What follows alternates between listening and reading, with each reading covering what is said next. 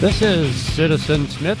Thank you for joining me today on my podcast here at TalkCastPDX.com, our local portal for Portland talkers and production work that we do for our own shows, which we also distribute across multiple platforms throughout the World Wide Web. It's the end of the week, Friday, January 15th. Time to look at the headline stories of the week, heading into the weekend.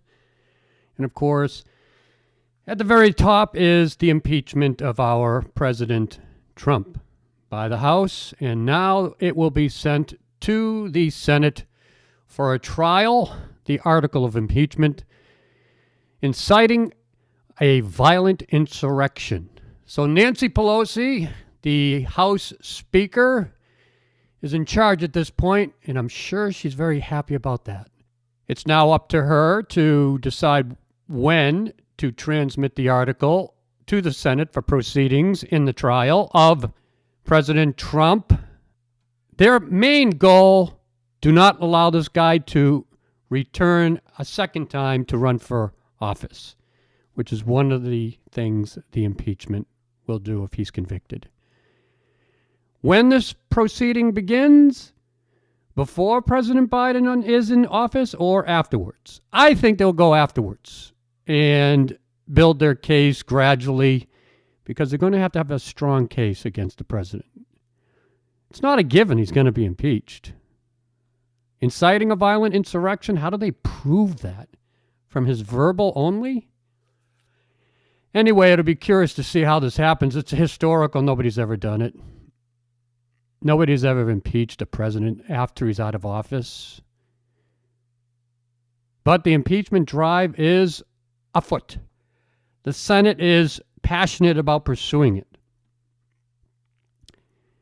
And the country will be watching the proceedings closely, as will President Biden, whose inauguration is next Wednesday, as 20,000 troop members from the National Guard will be positioned around the Capitol and the National Mall.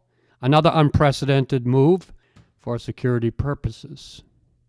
They say an armed militia might show up, but they're going to have a green zone blocking the entire area for long distances before you can reach the actual location of the inauguration on January 20th.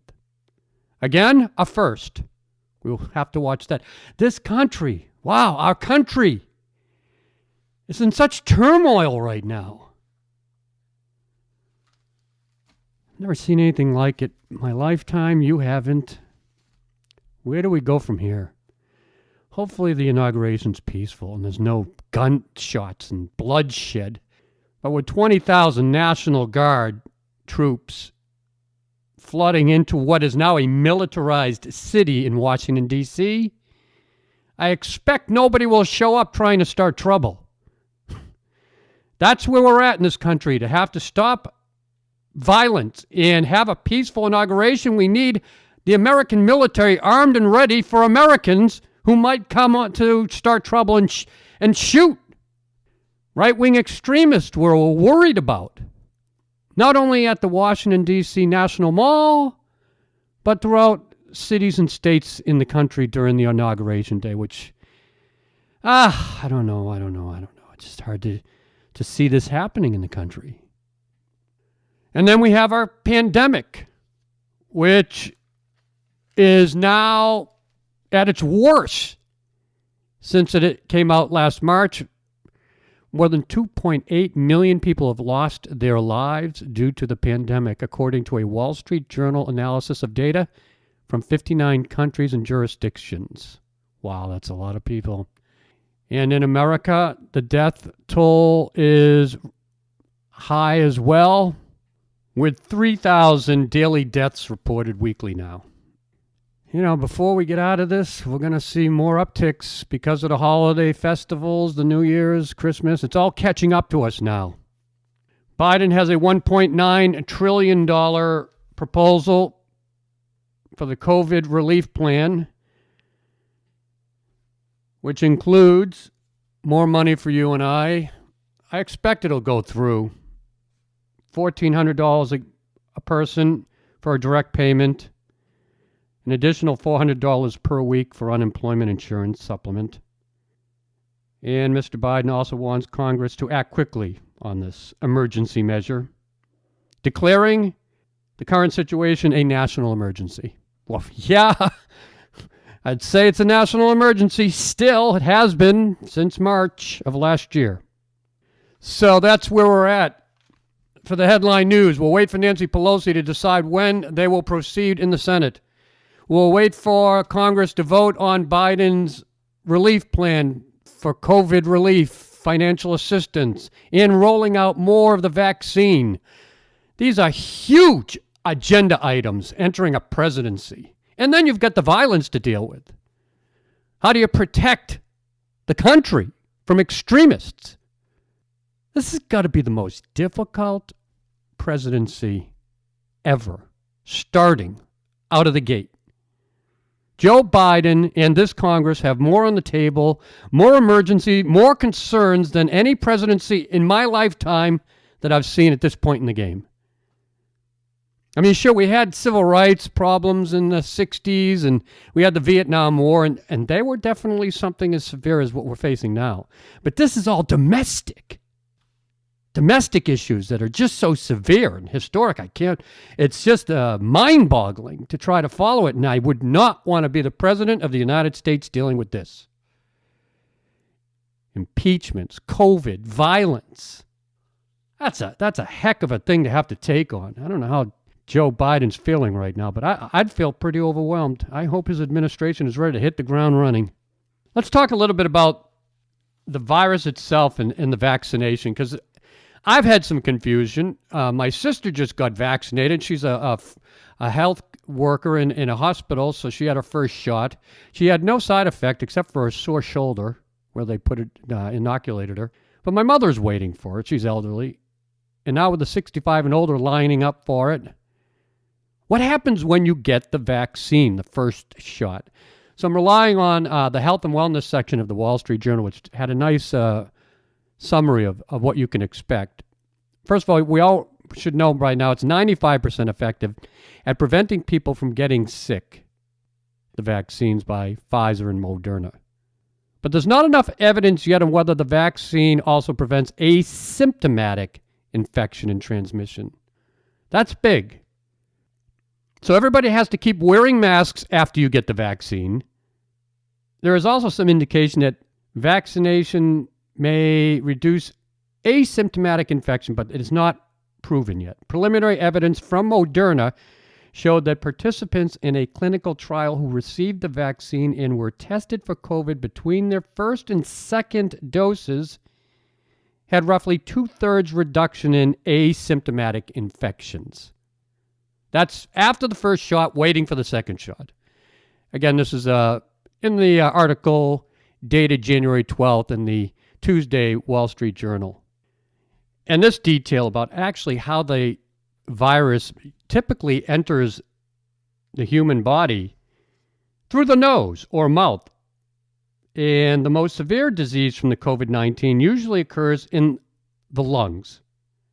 Vaccines are injected into the bloodstream, and antibodies develop in the blood before moving to the nose to prevent infection. In the article, it states, and this is important, even after getting vaccinated, if someone is exposed to the virus, it can take the body's immune response some time to control an infection. And the potential for transmission depends on how quickly the infection is controlled. So you're not immediately immune to this thing. It takes time for the antibodies to build up. So there's a little gray area there on when it's safe to actually say, hey, I got the vaccine, I'm safe. I can't transmit it. And this quote, most vaccines prevent disease as opposed to preventing infection, says Anna Durbin, a professor of international health at Johns Hopkins Bloomberg School of Public Health, who is working on the AstraZeneca COVID-19 vaccine trial. She believes COVID vaccine studies will eventually show a reduction in asymptomatic transmission, but not a complete elimination. The key all doctors and scientists are saying is we need a herd immunity to be built up, which can only happen if over 80% or so of the population is vaccinated. We're a long ways off from there.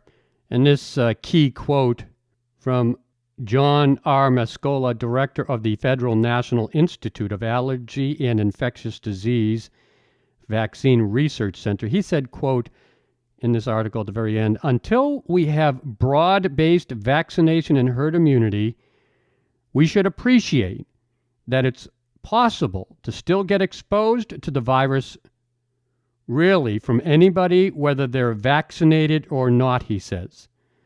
But if the vast majority of people get the vaccine, then, quote, some asymptomatic transmission is not going to have much of a public health implication. So there you have it. You clear on all that? And we're still learning as we go in this thing. It's not a certainty at all yet. I mean, it's still early on in the general population getting vaccinated. And the general population really hasn't been included yet. We're still trying to get healthcare workers and frontline workers vaccinated. Now the 65 and older and elderly we're trying to get vaccinated. Very confusing, but very necessary. So please, everybody, when you have the chance to get the vaccine, get it. With that said, I will take a break, come back for the second segment of today's show, talking about something completely different. Wine. Oregon is famous for its Pinot Noir and wineries, many vineyards. But like vineyards across the nation in California, they have faced challenges during the COVID crisis. How have they stayed afloat financially when wine tasting rooms are closed? Some of the key factors for their selling wine. I will talk to David Ciuelo of Ciuelo Winery in Amity, Oregon, small family-owned winery, and he'll share with us his insight as to how they've gotten by during the pandemic and his business model and his overview of the winery itself and the wine business of Oregon. Next on Citizen Smith.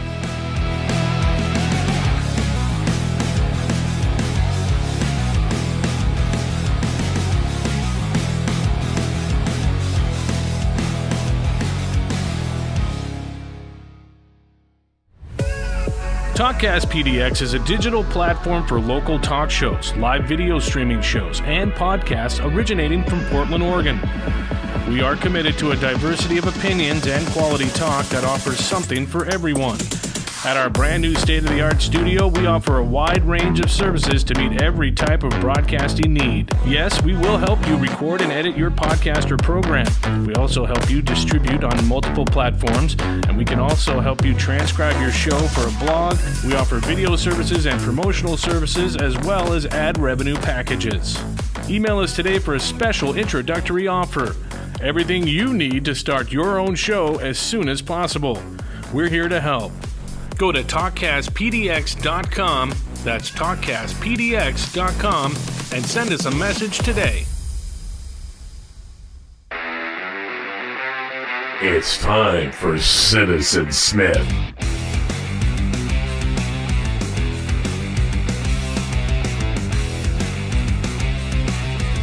This is Citizen Smith, and now it's time to talk about wine. The pandemic has obviously affected all businesses, even wine. And in Oregon, which is one of the capitals of wine making in America, the Northwest, of course, famous for the Pinot Noir, but there are other wineries doing other things. And I want to talk about the industry and the challenges they faced and what they're looking at for 2021. To help me understand the industry and what's going on during this pandemic is David Ciuelo of Ciuelo Winery. Welcome to the show, David. Hi, thanks for having me. So first of all, you're located in Amity, Oregon, which is about 40 miles from Portland, Oregon. And your specialty is actually Portuguese wine, which everybody knows Pinot Noir. So the first thing I have to ask you is, it's a family business. How did you get into Portuguese wine and ports in Portland, in Oregon? Well, it's kind of a story. So we came up from California in like 1991, my family, and then moved up here to the Willamette Valley, originally just to farm and do different things like that. But in our family, we've always had kind of like a connection with wine since my grandparents and great-grandparents always used to have wine around the table. They used to make wine in their basements, kind of part of their Portuguese heritage that they used to do. So in addition to Pinot Noir here, we decided to also start making using traditional Portuguese varieties and trying to get into that kind of as an homage to our heritage. I should correct myself too, because you have 28 acres of Pinot Noir vineyard and 1 acre of Pinot Gris. So you're doing of course you didn't buck Pinot Noir, which is famous for it in Oregon. I guess because the climate's ideal for it. Is that how I read it? Yeah. So the Willamette Valley is pretty renowned for Pinot Noir. Has a nice growing climate for it. There's several different sub-AVAs that each lend a different profile to the Pinot Noir around here. But what people don't know is Oregon actually started with Pinot Gris, and we do a little bit of Pinot Gris, but Pinot Noir gets all the focus sometimes. It's delicious from the Willamette Valley, but there's some other varietals we can do around here too. Okay, let's get back into the situation that I wanted to talk about, which is, of course, the challenges that the vineyards and the wineries are facing in the pandemic, which hopefully is winding down in 2021. But it's been one heck of a year for 2020 for you guys. One of the things I hadn't thought about, maybe my listeners haven't either, is wine tasting is a big part of the business. And with a pandemic, people can't visit your vineyards and do the wine tasting. How much of an impact has that actually had on your company? Well, I feel it has a decent amount of impact since most wineries in Oregon, and ours included, are relatively small in the grand scheme of things. So we rely quite heavily on direct-to-consumer sales right out of our tasting room. So not being able to have people try our wines for a certain amount of time in the year definitely hurts, but it makes us have to think a little bit more on our feet and try to become nimble and offering different avenues to try to get people to try our wines. The difficulty in Oregon is Pinot Noirs, our cost of farming is quite a bit higher. So the bottle price ends up be a little more than most people want to spend without trying the wine first, which is why we have tasting room. Why is Pinot Noir more expensive than a Cabernet, for example? I think for that math thing, so in Oregon, Pinot Noir is relatively low yield just based on our climate and the way that we're able to farm here. Oregon's a lot less mechanized than some other regions. So there's a little more hand labor done into some of the vineyards, and just the techniques that we use up here. And we're trying to keep relatively low yield compared to other regions on certain grape varietals. Pinot Noir is also a grape varietal that tends not to carry heavy yield in the vineyard, which increases your costs for production. Okay, so getting back to the challenges of the COVID in the wine tasting room. One of the things I heard you tell me, and when we were talking before, virtual wine tasting has been one outlet you've utilized to expand wine tasting so that it isn't in a closed area and you don't have to visit the vineyard. How has that worked out? I mean, we're still relatively new on that front. We've done a few, and it's been pretty successful for the ones that we do. What we've been trying to do now is find bottle sizes that are smaller, that are legal for us to bottle in, because wine's regulated to be bottled in certain sizes bottles. So we want to be able to we're working on offering multiple wines in a flight where the price isn't absorbent. So instead of buying 6 full bottles of wine for the price of that to try to do a virtual tasting with friends at home, maybe offering smaller bottles of all these wines. So you can get a variety of wine, but still for the price of, say, one nice bottle of wine, to where you can try multiple bottles at home and sign in with us and do a virtual tasting via Zoom video or Teams or something of that nature. And we found it pretty successful when people want to get on there, because, I mean, wine is all about, for us, is about community and about getting together, and in something in 2020 where it feels like we've had a lack of that just because we've all been restricted to our houses. Maybe we've gotten together too much with our immediate family. Like, I know me personally, we have our kids at home, homeschooling, and you almost feel like you're under house arrest the whole time, and you crave contact with somebody else. And I think these virtual tastings give that, even in the safety of your own home, where you don't feel like you get out and you don't need to put yourselves in danger or at risk of catching this virus, to where you can still have this personal contact and an educational experience. So you deliver a small bottle of the wine for tasting. And how small is the bottle? So we're working on right now getting bottles to be essentially they're quarter bottles. And you cork them? Yeah, these will be typically for those smaller bottles, they'll either be under like a crown cap, like a beer style cap, or like a screw type cap. Interesting. So is this possible that it could be a future way of promoting your wines? In other words, now you know how to reach people, say, in Massachusetts, instead of just having people come to the place itself? I mean, perhaps this has opened a door for business you hadn't thought of and how to market it. I think it has. I think the pivot's going to be trying to find a way that's both cost effective and reaching. I think it's marketing and getting the word out there for this kind of stuff, because it's still something that's relatively new. And like I said, we're toying with it, we're playing with it, trying to see what works and what doesn't. So it's kind of a pretty big learning curve for us, since we're relatively small and don't have a huge staff to kind of try to key up and do different things. But, it's the way of the world today. We all got to be kind of nimble and think on our feet a little bit more and just hope it works. And our motto is kind of like, we want to have that sense of community, like I said, and just, get people tasting wine if they want to taste wine. Well, 2020 was a challenging year for business. Have you seen wineries actually closing, or have they in Oregon, have they mostly kind of weathered the storm? What's going on out there? From what I've seen, most people have been able to weather the storm pretty good. Like Oregon, since most of us are pretty small wineries, we've been able to, I think, kind of adjust and roll with the punches, and just, do everything that we can to get the word out that we're still around. We still have wine, and we want to get people that want to have it. How about your own business? Has it been up, down, stayed the same? What was the impact so far on pretty much a 1-year pandemic? Well, it seems so it's gone down on certain sectors, but up on others. So it's been a really good response, actually, for people coming in and stopping by the tasting room and braving the storm and tasting outdoors, because we're allowed to taste outdoors now.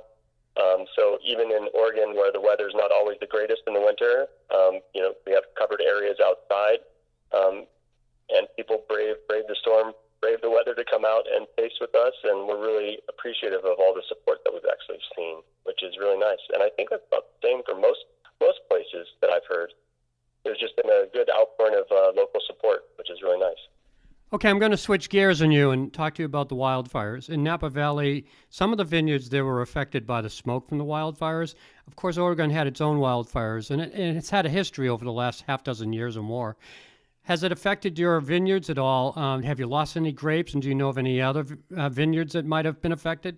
I've heard of some vineyards that decided not to pick a certain amount of grapes because of smoke issues, or potential smoke issues. But there's been some people that, like our vineyard, it seemed to miss the brunt of all of that, just in the location where it's at, and our brightness when the smoke was really coming in. But as all in all, I think 2020 is going to be a decent vintage, like what we're tasting right now in the aging process. So I'm relatively happy with it. Well, that's good news. Let me talk to you a little bit about the port you make. I mean, with the Portuguese heritage you have with your family, Please tell me how the evolution of developing a Portuguese wine in Oregon has gone for you. I think it's good because I think there's a lot of Pinot in Oregon, and that's mainly what we produce, Pinot Noir, Pinot Gris, Chardonnay, because that's what we grow ourselves here in Oregon. But we started making port-style wine back in, I think, 2004 or 2006 was our first vintage of that. We partnered with a vineyard down in California that's also run by a person with Portuguese heritage, and we've partnered with them since then, and we've been getting fruit from down there to bring up here. We actually drive down there ourselves and pick it up most years when we can't find a refrigerated truck that'll bring it up. And the fruit's brought up to our winery and processed within less than 24 hours from being picked, which is pretty nice. So we keep it nice and cool so we can control the ferments. I like to say they're California grapes made in an Oregon style with Portuguese heritage kind of thing. Interesting. I look forward to visiting. I've yet to actually visit a vineyard in Oregon, though I drive by them, but I haven't been to one. So I'm a bit new to the state, and I look forward to seeing your vineyard, Suelo Vineyard in Amity, Oregon, and they have 15 acres of Pinot Noir, and they have port wines and Pinot Gris, as we've talked about. So it's a small family farm, but it's, I would say, representative of Oregon vineyards, as you've mentioned. And has the visitorship come up? And now that you have the outdoor winery, can I go out there and drink some wine? What's your schedule right now? Right now we're 7 days a week, 11 to 5. And we have outdoor seating, and inside we just have, the normal retail space. No tasting inside right now, but we have outdoor seating under a tent with a little fireplace, so you can brave the weather, come on out, dress warmly, and we'd love to have you out. Sounds good. Suelo Winery, David Suelo joining me today, the son of the parents who own it, in Amity, Oregon. Thank you, David, for joining me today on my show. Thanks for having me. And that does it for today's Citizen Smith Show. I will talk to you again on Monday. Have a great weekend.